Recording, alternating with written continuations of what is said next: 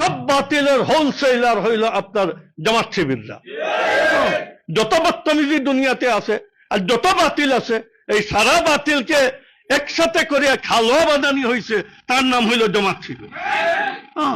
জামাত শিবিরটা কি মানুষকে সতর্ক করতে হবে, জামাত শিবির যে বাতিল এটাকে মানুষকে আপনার সতর্ক করতে হবে, এত বেশি লিখতে হবে, এত বেশি বলতে হবে যে তাদের এই সাইক্লোন যেন আমরা উল্টাই দেই।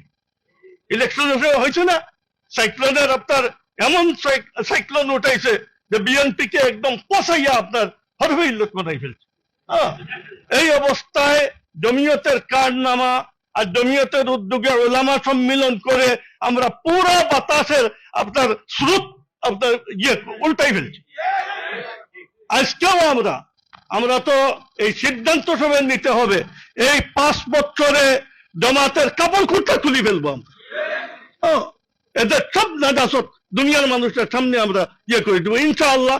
এদের তরক্কির জিন্দগি শেষ, এখন জওয়াল আসবে। ক্ষমতায় দিতে পারে নাই, এরপরে ওই যে তাফালি আর যে বক্তব্য আপনার করতেছে, ক্ষমতায় গেলে কি হইতো? আমাদের অনেক কর্মী আমরা কি পাইলাম না পাইলাম এটা তো এহসাস করবেন চোখ খুললে। ঘরে বসে এটার এহসাস হবে কেমনে, এটা বুঝবেন কেমনে? আমরা দেশকে এই আপনার করোনা থেকে বাঁচাইছি, এখন সব সময় সব জায়গায় জামাতকে খোলাখুলি বলতে হবে। মুসলমানদের ভিতরে ইহুদিয়ন নসল হইল আপনার জামাত। এদের থেকে এই দেশ বাঁচাইতে হবে, দেশের স্বাধীনতা এদের কাছে আপনার, দেশের স্বাধীনতাও এদের কাছে আপনার নিরাপদ নয়, দেশের কোন ধরনের ইজ্জত আবরুও নিরাপদ নয়, দেশের অর্থনীতিও এদের কাছে নিরাপদ নয়। আর ইসলামের উলামায়ে কেরামের মাদারিসের তো কোনো নিরাপত্তাই নেই।